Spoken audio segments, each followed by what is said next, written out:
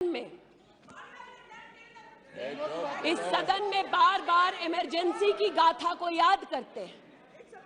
इस सदन में हम लोग बार बार उन नेताओं को, उन सामाजिक संस्थाओं को, उन मीडिया के बंधुओं को, उनकी प्रिंटिंग प्रेस कैसे जबरन बंद कर गई उसको, इस पर विस्तृत चर्चा होती है।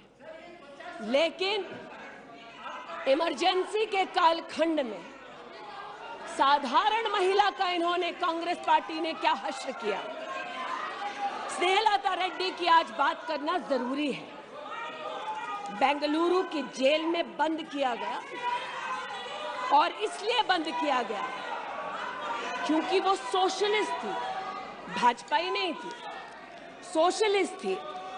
और जब बंद किया 2 मई 1976 को, तब उन्होंने अपनी प्रिजनर्स डायरी में लिखा, और मैं कोट कर रही हूं, जो पब्लिकली अवेलेबल है। As a woman comes in, she is stripped naked in front of everyone else. When a human being is sentenced, is the punishment not enough? Must the human body be degraded and humiliated? ये स्नेहलता रेड्डी के शब्द हैं जो उन्होंने emergency के कालखंड में jail में लिखे, अपनी अचीवमेंट्स को बताते हुए। जून 6, 1974 में स्नेहलता रेड्डी लिखती है that at least I have achieved something here. I have stopped the horrible beatings the women prisoners used to get. ये कांग्रेस का इतिहास है और ये भारत की बात करते हैं। अस्थमा की पेशेंट थी ये महिला, जेपीजी को तो डायलिसिस ना करने दिया, अस्थमा की इस पेशेंट को दवा नहीं लेने दी। वो 2 बार अस्थमेटिक कोमा में गई और एस्थमेटिक कोमा में जाते जाते जब उनकी हालत बिगड़ी तो पैरोल पर उनको 15 जनवरी 77 में छोड़ा। चार्जशीट में इस औरत का नाम नहीं था और 5 दिन बाद उनका देहांत हो गया। इनका इतिहास खून से सना है और जिनकी हत्या हुई आज वो इनको कटघरे में नहीं ला सकते, इसलिए आज इस सदन में मैं उनका नाम ले रही हूं, उनके बारे में बोल रही हूं। चाहते हैं कि मणिपुर पे चर्चा हो, मणिपुर पे चर्चा करने के लिए बार बार पार्लियामेंट्री अफेयर्स मंत्री ने गुहार लगाई, बार बार देश के गृह मंत्री ने कहा, हमारे श्रद्धेय राजनाथ जी ने भी कहा कि आप मणिपुर पे सदन पर चर्चा कीजिए, हम चर्चा के लिए तैयार हैं। भागे ये, हम नहीं। भागे ये और हम नहीं। और भागने के पीछे कारण क्या? क्योंकि गृह मंत्री जब बोलने लगेंगे, परतें जब खुलने लगेंगी, तब ये मौन साध लेंगे। मौन मुद्रा का उल्लेख हुआ था। मौन थे ये लोग कई चीजों पर और आज भी हैं। अध्यक्ष महोदय, मेरे हाथ में केपीएमजी की एक रिपोर्ट है जो इनके कार्यकाल से संबंधित है, जो कहता है कि करप्शन की वजह से यूपीए की कार्यकाल में हमारे देश की जीडीपी की ग्रोथ को 9% का नेगेटिव इंपैक्ट होगा। ये अंतर्राष्ट्रीय एजेंसीज बोल रही थी, लेकिन ये चुप थे, आज भी चुप हैं। जो लोग जीरो लॉस थ्योरी सिखाते थे, आज उसी कांग्रेस के एक नेता को कोयला घोटाले के लिए सजा हुई है और वो चुप है। लेकिन चुप और बहुत सारी चीजों में रहे महोदय। 2005-06 में यूपीए की सरकार को यह ज्ञात हो गया था कि खुले में शौच करने की वजह से महिलाओं का बलात्कार हो रहा है। 2005-6 में इनको पता था, ये सरकारी सर्वे में ज्ञात हुआ है, लेकिन ये चुप थे। 2010 में वर्ल्ड बैंक की रिपोर्ट ने कहा, इनकी तब सरकार थी, कि स्वच्छता ना होने की वजह से देश की जीडीपी पर 6.4 का नेगेटिव इंपैक्ट है। ये चुप रहे।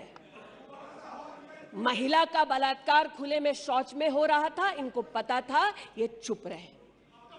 2014 तक देश में केवल 39% आबादी को इन्होंने टॉयलेट की व्यवस्था सुनिश्चित करके दी। 2019 तक 100% कवरेज हुआ।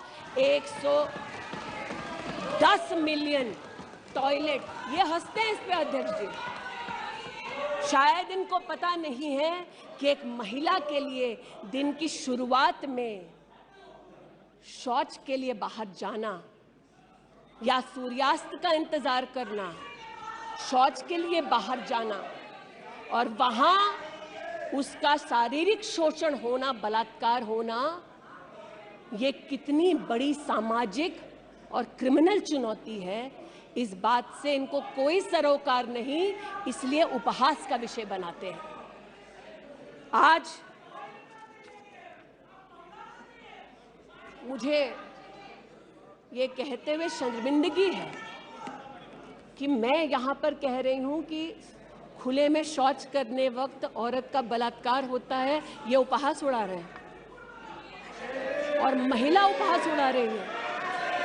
शायद यही लक्षण है कांग्रेस मिथ अलायंस के कि औरत का बलात्कार हो तो ये हंसे, भारत मां की हत्या की बात हो तो ये यहाँ पर तालियां पीटे। ये कांग्रेस का लक्षण है। इनकी प्रस्तावना के वक्त ये कहा गया कि हम बात करेंगे मात्र एक व्यक्ति से, हम किसी मंत्री से बात नहीं करेंगे, क्योंकि मंत्रियों की कार्यशैली पर इनको चर्चा नहीं करनी। और शायद सच भी है, इनका अपना अनुभव है कि इनके यहाँ पावर का केंद्र बिंदु एक था। यहाँ पर फर्क ये है कि हम सब कलेक्टिव रिस्पॉन्सिबिलिटी के भागीदार हैं। इसलिए आज जब गजेंद्र शेखावत जी के मंत्रालय की ओर से टॉयलेट की व्यवस्था होती है, तो मैं एक महिला सांसद और नागरिक के नाते इनका भी उतना ही अभिनंदन करती हूं जितना कि प्रधानमंत्री जी का। जल जीवन मिशन महोदय, हमारे देश में जब इनकी सरकार थी तो मात्र 3 करोड़ परिवारों तक नलके से पानी पहुंचता था। अब 2019 का आंकड़ा कहता है कि आपने तब तक 9.5 करोड़ तक पानी पहुंचाया और अब लगभग 19 करोड़ 40 लाख और 12 करोड़ 40 लाख तक आपका पानी नलके से पहुंच चुका है। लेकिन इनको इससे भी सरोकार नहीं कि अगर टॉयलेट बना, महिलाओं का शोषण कम हुआ, देश की साधारण महिला का सम्मान बढ़ा, तो इनसे इनका कोई सरोकार नहीं। स्पष्ट है, गरीब के घर में नल से जल पहुंचा तो कांग्रेस का उसका कोई सरोकार नहीं। ये स्पष्ट है और सही है। हमारा सरोकार है, देश हमारा है, सेवा हमारी है। आज ये उत्तेजित है कि मैं इस सदन में मंत्रिमंडल के अपने कई सहयोगी साथियों का वर्णन करती हूं। एक ऐसी महिला मंत्री का वर्णन कर रही हूं जो वर्तमान में नहीं है। जनधन के माध्यम से 23 करोड़ महिलाओं का बैंक का खाता खुला। ये इनके लिए कोई मान्यता नहीं रखता, ये मुझे स्वीकार है, ये हमारे लिए अहम है। मुद्रा के माध्यम से 40 करोड़ लोगों को जो जीवन में कभी व्यवसाय नहीं कर पाते थे, जिनके पास कांग्रेस की पर्सनल डायलिंग मशीन नहीं थी, उनको मुद्रा का लोन मिला। 27 करोड़ लोन महिलाओं को दिए गए। महिलाओं को अपना व्यवसाय शुरू करने के लिए 23 लाख करोड़ रुपया सैंक्शन किया गया मुद्रा के माध्यम से। इनका उससे कोई सरोकार नहीं। 8 करोड़ नौजवान हमारे राष्ट्र के इतिहास में फर्स्ट टाइम एंटरप्रेन्योर्स बने।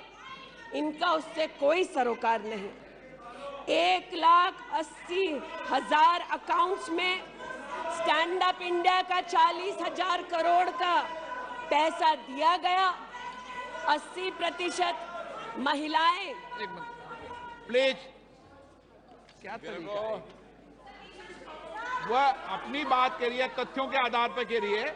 आपको खंडन करना है तो आप बोलना, जब तथ्यों के आधार पर करना गलत बात ये। नो गलत। माननीय मंत्री जी की अनुमति से सर मैं पुनः बोलूं तो जैसा कि मैंने कहा, महिला का अगर आर्थिक सामाजिक उत्थान होता है तो इससे इनको कोई सरोकार नहीं। सेल्फ हेल्प ग्रुप की बात करते हैं। जब इनकी सरकार थी तब मात्र 19 लाख सेल्फ हेल्प ग्रुप्स को इन्होंने 80,000 करोड़ का लोन दिया। हमने 9 करोड़ महिलाओं को 5 लाख करोड़ की आर्थिक व्यवस्था करके दी देश के सेल्फ हेल्प ग्रुप में। यह हमारा अभिमान है। जो आज महिला के बारे में चर्चा कर रहे हैं, जब इन्होंने महिला संबंधित बजट की व्यवस्था की तब इनके कार्यकाल से 130% ज्यादा बजट हमारे प्रधानमंत्री जी ने देश की महिलाओं को समर्पित किया। ये हमारा अभिमान है।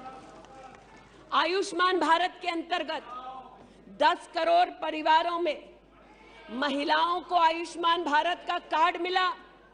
आज तक 2 करोड़ 60 लाख महिलाओं ने हॉस्पिटल वेलनेस सेंटर में सुविधाएं ली। ब्रेस्ट कैंसर में 12 करोड़, सर्विकल कैंसर में 8 करोड़ महिलाओं ने स्क्रीनिंग कराई। इनका उससे कोई सरोकार नहीं, बल्कि इनका उनसे सरोकार है दिल्ली में, जिन्होंने आयुष्मान भारत योजना दिल्ली में लागू ही नहीं की। इनका उनसे सरोकार है। देश में मोदी सरकार में 3 करोड़ 84 लाख घर बने, जिनमें से 2 करोड़ 86 लाख महिलाओं को मिले। इनका उनसे कोई सरोकार नहीं, क्योंकि गरीब महिला लखपति दीदी बन गई, वो हमारा अभिमान है, इनका नहीं।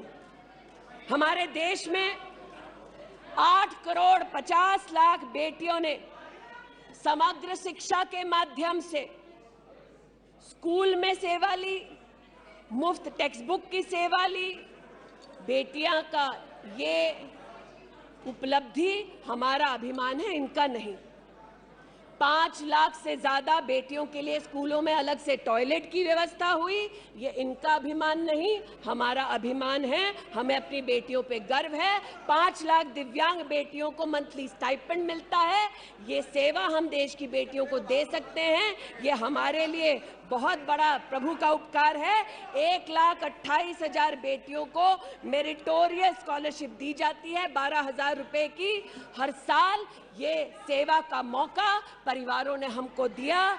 2 लाख से ज्यादा बेटियों को सेल्फ डिफेंस की ट्रेनिंग दी जा रही है। आज एलिमेंट्री एजुकेशन में बेटियों की एनरोलमेंट 100% है इस देश में। ये हमारे देश के लिए गौरव की बात है। आज पहली बार फीमेल एनरोलमेंट उच्च शिक्षा में महोदय 2 करोड़ से ज्यादा हुआ है महिलाओं का। ये देश के लिए गौरव की बात है। आज दलित बेटियों का एनरोलमेंट बढ़ा है 38%। दलित बेटियों का उल्लेख करती हूँ, ये चिल्लाते हैं, इनको दलित बेटियों से सरोकार नहीं, हमको है। ये हमारे लिए गर्व की बात है। आदिवासी बच्चे, लड़कियां 63% उनका एनरोलमेंट बढ़ा महोदय। आदिवासी बच्चों के साथ इनका कोई सरोकार नहीं। आदिवासी बेटियों ने हमारे प्रधानमंत्री को सेवा का मौका दिया, ये हमारे लिए प्रभु की असीम कृपा है। नॉर्थ ईस्ट की बात करते हैं तो महिला ने नॉर्थ ईस्ट में 34% की इंक्रीज हुई है इनरोलमेंट में। नॉर्थ ईस्ट के मेरे सभी साथियों को, चाहे वो सदन में कहीं भी बैठे हों, महिलाओं की दृष्टि से मैं अभिनंदन देती हूँ। आज हमारे देश में महिला जो पीएचडी करती है 99.2% की वृद्धि हुई है एनरोलमेंट में पीएचडी करने वाली महिलाओं में। ये हमारे लिए हिंदुस्तानी होने के नाते गौरव की बात है। आज जो महिला शैक्षिक संस्थानों में सेवा दे रही, यूनिवर्सिटीज में, इंस्टीट्यूशंस में, कॉलेजेस में 66%, 66% उनकी वृद्धि हुई है। आप हो करते जाएं, हम तो उनके लिए बल्ले बल्ले ही करेंगे। आज मुझे ये कहते हुए खुशी है कि हमारे लेबर मिनिस्ट्री ने कहा है कि ईपीएफ में 28,70,000 महिलाओं ने अब अपने आप को सब्सक्राइबर बनाया है। आज 2017 से लेकर 22 तक लगभग 1400 महिला साइंटिस्ट को भारत सरकार की विविध स्कीम्स के अंतर्गत सहयोग मिला है। आज महिलाओं को मैटरनिटी लीव में 26 हफ्ते की पेड मैटरनिटी लीव मोदी सरकार ने सुनिश्चित की है। आज महिलाओं ने 3 करोड़ बेटियों ने, महिलाओं ने प्रधानमंत्री मातृवंदना योजना के अंतर्गत 13,700 करोड़ रुपया अपने बैंक के खाते में पाया है। इस सेवा के लिए प्रधानमंत्री जी को आभार और बेटियों का अभिनंदन। आज हमारे देश की बेटियां सैनिक स्कूल में पढ़ सकती हैं। इस ऐतिहासिक निर्णय के लिए रक्षा मंत्री जी, प्रधानमंत्री जी को आभार। आज हमारी देश की बेटियां आर्म्ड फोर्सेस में परमानेंट कमीशन पा चुकी हैं। हमारे देश का गौरव बढ़ाने के लिए ऐसी बेटियों का आभार। आज जो महिला और महिला हक के लिए यहाँ बोल रहे हैं,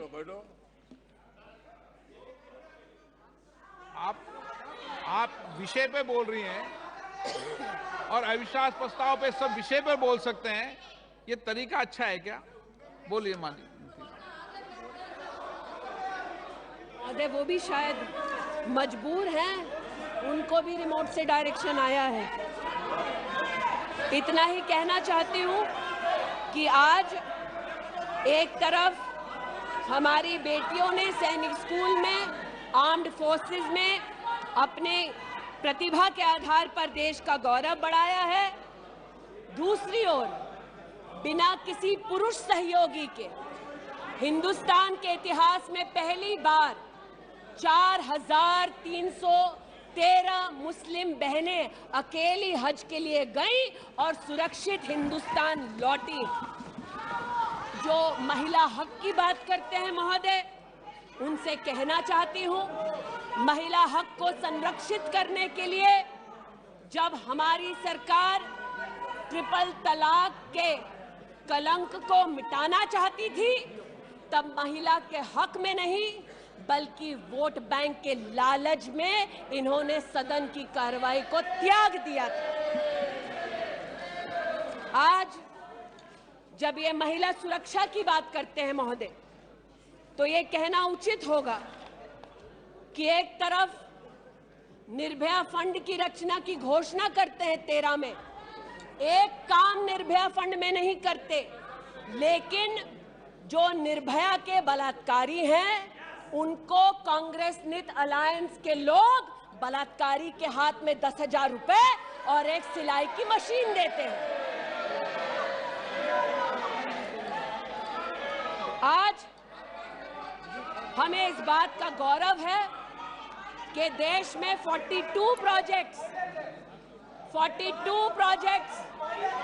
5,000 करोड़ की लगभग लागत से भारत सरकार के सौजन्य से बन रहे हैं, जो महिला सुरक्षा के लिए ये ना कर पाए वो आज प्रधानमंत्री मोदी कर रहे हैं। आज integrated emergency response management system के अंतर्गत देश के 983 रेलवे स्टेशन पर महिला पैसेंजर्स के लिए 24 घंटे सुरक्षा का प्रावधान किया गया। आज कोंकण में वीडियो सर्वेलेंस सिस्टम की विशेष व्यवस्था महिला संरक्षण और महिला सुरक्षा के लिए की गई। आज चूंकि रेल मंत्री बैठे हैं, आर्टिफिशियल इंटेलिजेंस के आधार पर facial recognition system, integrated surveillance system, ये सब भारत सरकार के सौजन्य से महिला सुरक्षा के लिए प्रधानमंत्री मोदी ने सुनिश्चित की। एक बात पर मैं आपत्ति अभी दर्ज करती हूं अध्यक्ष जी, कि जिनको आज मुझसे पहले वक्तव्य देने का अधिकार दिया गया, उन्होंने जाते जाते एक अभद्र यहां पर लक्षण के दर्शन दिए। It is only a misogynistic man who can give a flying kiss to a parliament which seats female members of parliament. ऐसी गरिमा विहीन आचरण को इस देश के सदन में कभी नहीं देखा गया। ये उस खानदान के लक्षण हैं, ये आज सदन में देश को पता चले। लेकिन कहां गए हैं, वहां पर क्या हालात हैं अध्यक्ष महोदय? गोद भराई के नाम पर राजस्थान में भास्कर ने लिखा है कि राजस्थान की कांग्रेस की सरकार जेब भराई कर रही है। 13 से 20 महीने का घरबाशय दिखाया जा रहा है राजस्थान में, और भारत की तिजोरी से पैसा लूटा जा रहा है। इनका सरोकार महिला उत्थान से नहीं, ये महिला के बारे में क्या सोचते हैं, इनकी क्या हरकतें हैं, इनके नेता ने जाते जाते यहां पर उसको प्रसारित कर दिया है। लेकिन इन्हें सरोकार इनके नेता को किससे है? चीन से है। तो चूंकि सब चीन में इतनी रुचि लेते हैं कांग्रेस पार्टी के नेता, इसलिए आज एक सुखद समाचार भी सुनाती हूं। चीन में 31st यूनिवर्सिटी गेम्स हुआ। 1959 से लेकर आज तक भारत को मात्र 18 पदक मिले। इस बार 26 मेडल का रिकॉर्ड हिंदुस्तान के बच्चों ने स्थापित किया। भारत मां के टुकड़े के लिए तालियां बजाते थे, भारत मां के बच्चों के लिए तो बजा दो। 11 गोल्ड, 5 सिल्वर, 10 ब्रॉन्ज। आज देश के यूनिवर्सिटी के छात्र देखें कि 31st यूनिवर्सिटी गेम में भारत का नाम रोशन करने वाले छात्रों के लिए मैं गुहार लगा रही हूं कि कांग्रेस पार्टी यहां अभिनंदन कर दे, लेकिन वो अभिनंदन से भारत के बच्चों को वंचित रखते हैं।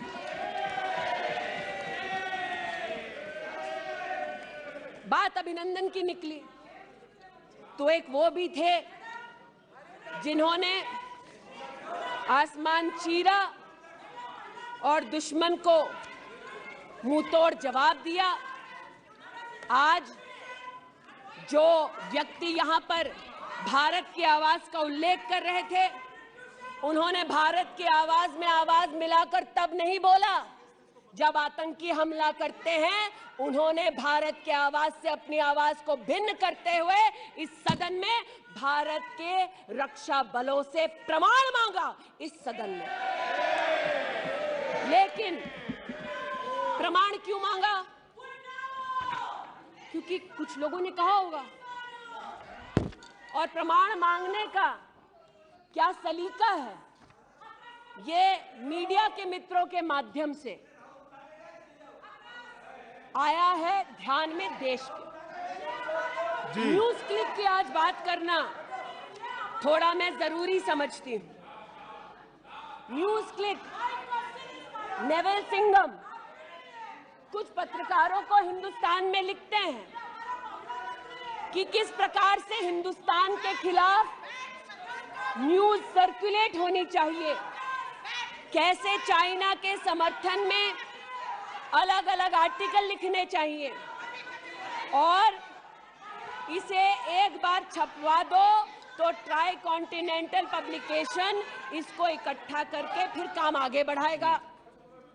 मेरे एक पार्लियामेंट्री सहयोगी निशिकांत जी ने इस पर जब विषय उठाया तो मैं स्तब्ध हूं कि कांग्रेस पार्टी ने डिमांड नहीं की कि अगर कोई बाहरी ताकत का पैसा लेकर हिंदुस्तान में व्यवस्थाओं को भंग करना चाहता है, हिंदुस्तान को कलंकित करना चाहता है तो उस पर कार्रवाई करो। ऐसा कांग्रेस का पक्ष नहीं था। कांग्रेस ने पक्ष ये लिया कि जो निशिकांत दुबे के मुंह से शब्द निकले हैं उनको एक्सपंज कर दीजिए। लेकिन ये जो ट्राई कॉन्टिनेंटल पब्लिकेशन है महोदय जी, जिसके बारे में ना आप ईडी को माने, न्यूयॉर्क टाइम्स को माने, वो ट्राई कॉन्टिनेंटल पब्लिकेशन के जो मुख्य रिसर्चर हैं उनके वक्तव्य को कांग्रेस पार्टी अपने ऑफिशियल फेसबुक पर क्यों डालती है, ये मैं पूछना चाहती हूं। जो जानबूझकर भारत के किसानों के हितों के खिलाफ बोलते हैं, उनका वक्तव्य ट्राई कॉन्टिनेंटल पब्लिकेशन वालों का जो सीनियर फेलो या रिसर्चर है उसका वक्तव्य कांग्रेस, नेशनल कांग्रेस के फेसबुक पर 19 अप्रैल 2019 को क्यों पब्लिश होता है, ये थोड़ा बहुत शोध का विषय है, ये थोड़ा बहुत चर्चा का विषय है जी। आज मैं ये कहना चाहती हूँ कि जब प्रस्तावना हुई, मैं तो प्रस्तावना के विरुद्ध खड़ी हूं। मैं नरेंद्र मोदी जी के नेतृत्व पर राष्ट्र के सभी नागरिकों के साथ पुनः विश्वास दर्शाते हुए अपना वक्तव्य देती हूं। लेकिन राहुल जी ने किस पर विश्वास जताया? राहुल जी ने विश्वास जताया मुस्लिम लीग पर। कहा सेक्युलर पार्टी है। शायद राहुल जी ने ना पढ़ा हो कि 80 के दशक में मुरादाबाद में 83 लोगों को मारने वाली मुस्लिम लीग राहुल जी को बताना पड़ेगा सेक्युलर कैसे हुई। राहुल जी को आज जवाब देना होगा कि वो राष्ट्रभक्ति की बात करते हैं तो क्या जेएनयू में जाकर जब भारत तेरे टुकड़े होंगे का नारा दे रहे थे वो राहुल गांधी की देशभक्ति थी? राहुल गांधी को आज जवाब देना होगा, है तो नहीं, उनको आज जवाब देना होगा। जिस अफजल गुरु ने इस संसद पर हमला किया, उस अफजल गुरु के संरक्षक समर्थक को कांग्रेस पार्टी ने अपने पार्टी का नेता बना दिया, जिसने कहा यह राहुल गांधी की देशभक्ति है। राहुल गांधी की देशभक्ति आज बताती हूं। इन्होंने, घबराइए मत, आप ही की नेता बोलकर गए हैं, घबरा क्यों रहे हैं? बैठिए, आराम से बोल रही हूँ। जरा संक्षेप कीजिए। मैं पुनः बोलना चाहती हूँ अध्यक्ष महोदय, बहुत सारे व्यवधान आए, अब राहुल जी की बात चली है तो कृपा थोड़ी सी कर दीजिए। दोबारा कहती हूँ, क्या बोले हैं और क्या बाहर बोले हैं। देश के बाहर गए तो कहा आइडियाज ऑफ इंडिया कॉन्क्लेव में that there is going to be a Mars upsurge. India has massive amount of polarization. ये राहुल गांधी के शब्द हैं। इसका मतलब राहुल गांधी ने विदेश में जाकर कहा हिंदुस्तानी सौहार्द की भूमिका में नहीं रहते। राहुल गांधी ने कहा कि हिंदुस्तानी भाईचारे में इतना विश्वास नहीं करते because there is a massive amount of polarization. और राहुल गांधी ने कहा there is going to be a mass upsurge. Now the question is, how can the opposition effectively use the upsurge to change politics? मतलब उन्होंने कहा कि देश में उथल-पुथल होगी। मैं स्पष्ट करना चाहता हूं, विपक्ष इस उथल-पुथल को कैसे इस्तेमाल कर सकता है ये मैं सोच रहा हूं। फिर उनका शब्द है, देश में केरोसिन फैला है, हमें एक चिंगारी की जरूरत है। आज पूछना चाहती हूं, माचिस ढूंढते ढूंढते राहुल गांधी कहां गए? अमेरिका गए?